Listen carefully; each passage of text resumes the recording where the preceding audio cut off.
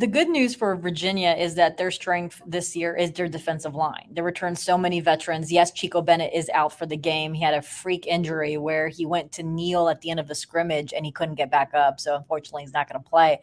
But they have Cam Butler, who is a grown man now. I think he's heading into his mid-20s because of his extra 2 years of eligibility that he was able to get. So he's back, and he's going to be playing the bandit position that Chico Bennett would have normally got. And then you have Ben Smiley playing on the opposite side. And that's one of the matchups that you'll have to look at for Joel Milton, because Milton is not a scrambler. That's not what he does. And and Hendon Hooker was that guy that can make some plays and extend plays and try to get those extra yards. And with Joel Milton is not like that. So if you can get Cam Butler and Ben Smiley, put pressure on Joel Milton and get him to scramble, get him uncomfortable, get him to not have the ability to throw the balls that he wants, that could be some trouble for Tennessee. That's what Virginia needs to do, is get Joe Milton as uncomfortable as possible. And obviously stop the run, because if you look at Tennessee, although a lot of people talk about their passing offense and spreading the ball, it's all about also they're doing a good job of establishing the run with Jalen Wright, and I think him and the other running back, like cumulative was 1,600 yards last year rushing.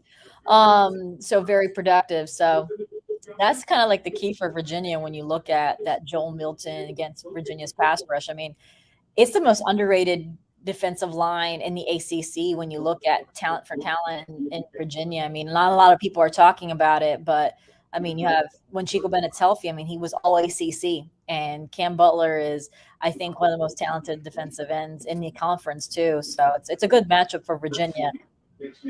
Yeah, I mean, if Virginia's like keys to the game, it sounds like that's kind of a key one there. Yes, that one, and stopping the run. So linebacker is a question mark for them. Obviously, Nick Jackson transferred to Iowa. So the key there is how is the younger linebackers, how are they going to handle it? They have a freshman in the 2 deep. Actually, someone the Tennessee recruited, Cam Robinson, is on the 2 deep, a freshman this year, and also Tennessee native Trey McDonald. So that's going to be another one that you're looking at, is seeing how they can handle stopping the run. And the secondary, there's a couple injuries. So defensively, it all starts up front. So you have to pressure Milton and making mistakes. But honestly, if the defense can do as much as possible, for a lot of questions are on the other side of the ball for UVA. And that's where the spread comes in. That's where all these predictions are coming, is all the questions on the offensive side of the ball for Virginia. Yeah. And I mean, it's interesting because obviously we know that Tony Elliott was a national championship winning offensive coordinator at Clemson. And so obviously, the offense wasn't doing fantastic last year. However, I feel like, just like with, I've been saying that Oklahoma is going to take a step up, with his equivalent Venables, right? DC at Clemson during those times as well. So I think a similar thing could happen with Virginia. I mean, what's your take on kind of, what they've been doing in the offseason to really take that next step? Well, Virginia went to the portal, and they were able to get the quarterback that they feel that can fit their scheme. Brennan Armstrong just didn't fit the scheme. It was not a right fit, and it was like trying to, put a guy who's not been doing this structured offense for 2-3 years in college, and then trying to put him in this offense that he just couldn't do it. That's why he went to NC State, where he was more familiar with Robert Anae. So it just wasn't working, and there was no buy-in with a lot of the offensive players.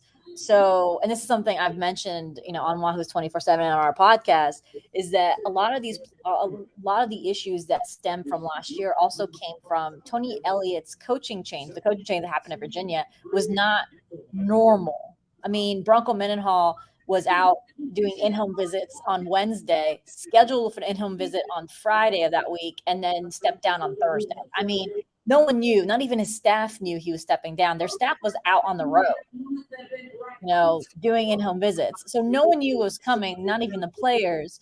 So when you have something like that, there's no culture change that needs to happen. So these guys are like, when some new coach comes in, it's like, what culture change? We're doing fine here. We're all doing okay. So you're gonna have some natural pushback.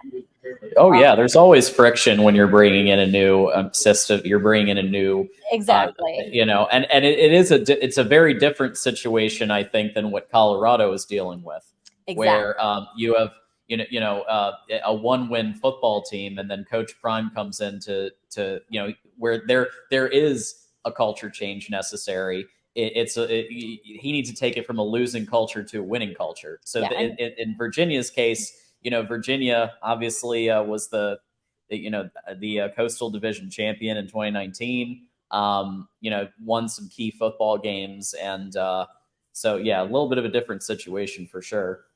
so, and then they didn't have the pieces that they needed to run that offense, but they were still trying to implement that scheme because they wanted to be ahead of the game when it Mhm. came to the younger players. And then also they lost everyone on the O line. I mean, their best offensive lineman won the best offensive line award, Olu, when he went to Michigan. I mean, that is a loss. So, Yes, yes. so Well, we do thank you for that in one aspect, okay. because my God, was he good for? I mean, he is such a talented So, player. I mean, that's who you were missing. That's who was protecting Brennan and giving him time to throw the ball. And they had all these veterans gone. So it's going to take time for him. You saw Brendan Armstrong struggle with timing. So this year they had to rebuild the offensive line again. Basically, it's only like Ty Furnish and Mikhail Boley are your only two starters returning.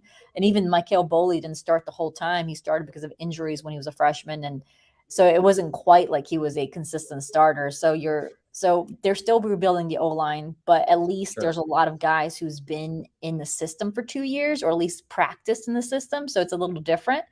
And they went in the portal when they got Ugana Nana and Brian Stevens and Jimmy Christ, who unfortunately is hurt, so he's not going to play. But two guys from the portal be played. Tony Muskett, their quarterback, from the portal. Malik Washington, a slot receiver from Northwestern, also added for their offense. So they went and picked up the pieces that they needed that fit their system. So theoretically, when you think about that, that means they should have no communication errors. Everyone should be on the same page, because if you're a Virginia offense, your margin of error is very slight. You can't shoot yourself in the foot like they did last year. So if you're not on the same page, if your timing is off, I mean, then Right. everything just kind of spirals out of control. So that is the theory, is that they're finally getting the pieces that they want. So that means the offense should click better. That means there should be this clear path where, I know the spread's 28 points. So what you're trying to see on Saturday is no turnovers, no one trying to play hero ball. Just show that you can move the ball effectively. If you're in the red zone, you're able to score points either from a field goal or a touchdown. I mean, there was times last year. I mean, if you're a Virginia fan, or if you're a Miami fan too, you remember that Virginia Miami game last year where it seems like no one wanted to find the end zone during that game. So that's what, if you're a Virginia fan, that's what you're looking for on Saturday. And I will say this, just in terms of the season as a whole, you have a lot of winnable football games, in my opinion. Obviously, you've got James Madison, you've got Boston College, you've got William and Mary, Georgia Tech. I mean, there are winnable football games here to get to a bowl, at a minimum. What's kind of your take on how you think the team might fare this season? Well, right now, Vegas has Virginia at 3.5 wins. I've been saying since that came out that if you're able to bet, I would always bet the over on this, just by looking Yeah. at the schedule. I think out of all the teams in the ACC, Virginia would be the one to surprise. Hmm. Because honestly, all these ACC teams on this schedule, there's question marks Hmm. everywhere. I mean, even Yep. North Carolina, Virginia has this history of actually playing North Carolina really, really well. So even, I mean, I could even see them stealing a game at North Carolina or at Miami, because that's just what Virginia does. Even in like, I remember, so full disclosure, I went to University of Miami. So I remember the University of Miami Orange Bowl game where Virginia went to the last game of the Orange Bowl and completely destroyed the Hurricanes. So, and I still remember seeing Ja'Cory Harris's body imprint in the middle of Scott Stadium when he went to play in Charlottesville. So Virginia has this tradition of at least winning one of these games when they're not meant to. But your question marks in Georgia Tech, you don't know what type of game, what type of team Georgia Tech is. Boston College, there's so many questions around BC. That's a winnable game. And even Louisville, what team is Louisville? They have so many new pieces that they got from the transfer portal, so you don't know what they're going to look like at that point in November. Has everything gelled together? Are they going to be good? Louisville has the easier schedule, so you can kind of argue that they have more time to adjust comparatively to Virginia, who does not have an easy start to the season. And then Virginia Tech, I mean, they weren't great last year either. Yeah. Oh so, no, they were. I so was actually pretty surprised. I thought they would do better.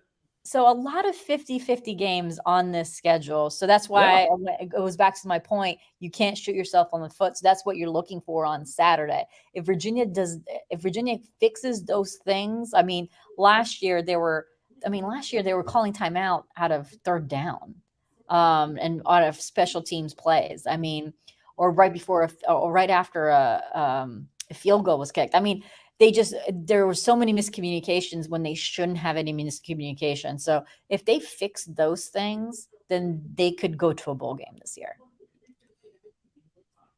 Well, you heard it here first. Virginia could be headed to a bowl if things go. And I agree. I think that there's enough 50-50 games that I wouldn't be surprised if it happened. So I do want to ask all of our Voice of College Football Nation to please follow Jackie on Twitter. I've posted the link so that we can get you some more follows. Obviously, you're at 247 Sports, so we all know those guys, and please let people know. Give us the whole 9 yards of all the places that people can find you.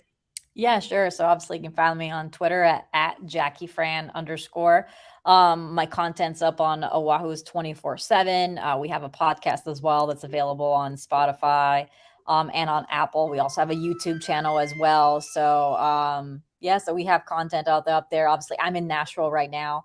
So we'll have all the game coverage coming from here in Tennessee on Saturday. So a lot of stuff to talk about. And then next week, it'll be back home and they'll place James Madison. So in-state rivalry game to kick off the home schedule. So it'll be should be a packed house for that first home game.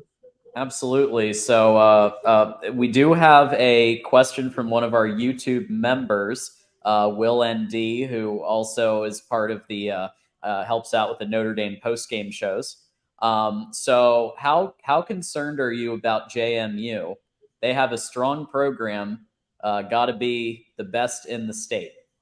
So I mean, I think ODU proved everybody last year that you can't discount any competition, and especially in-state. I mean, ODU not only beat Virginia Tech, but they gave Virginia a run for its money during their game against UVA. And I think JMU is a great coached program. I mean, that coaching staff has done a great job having a disciplined program. They know how to identify talent and getting the most out of that talent. I mean, Malcolm and Miles Green are now playing on Virginia, but the oldest brother was playing at JMU. And they also recruited the younger Greens. So they know talent when they see it. So this is going to be, it's not going to be an easy win for Virginia. I still think Virginia could edge this out. I think Virginia is capable of winning, and I'll probably make my pick. Well, everything depends on what I see on Saturday with some of the yeah.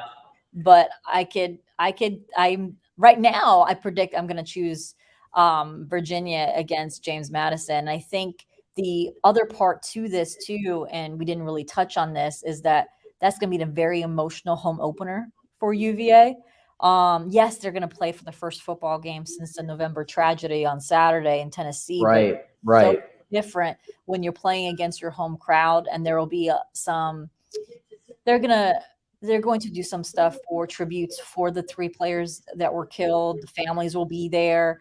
It's going to be a orange out. There's going to be a lot of stuff for UVA strong. So it's going to be a very emotional game, and that could also factor in. So there's a lot of stuff going around in that game. So I still think Virginia is going to have an extra gear in that game too. When there's things like this, there's no playbook for this. There's no one has a plan for this, not even for covering a team like this. You don't know how the human spirit will handle all that. Um, but yeah, JMU is a good program. There's no doubt about it, and I think it's not going to be as what you normally would consider a cupcake when you think non-conference games. Absolutely. And so, so for those people who want to watch, the first game is on ABC and looks like ESPN3 at noon Eastern versus Tennessee. So that's a pretty. I got to say, you go out, you schedule Tennessee, to face. I mean, that's pretty. It's pretty cool. Yeah, this game was actually a makeup game because of the COVID year. Virginia was going to Ah, face Georgia. So because of that game, this was a makeup game. And when I think when everyone scheduled this game, I think Tennessee was not predicted to be a top 20 team. Um, but yes, this one is a kind of delayed SEC ACC game. So that's why this game was put on the schedule. well, as somebody who's taken a lot of heat because Michigan did that little swappy with UCLA and Hawaii. So when I'm a big fan of having a tough non-con opponent.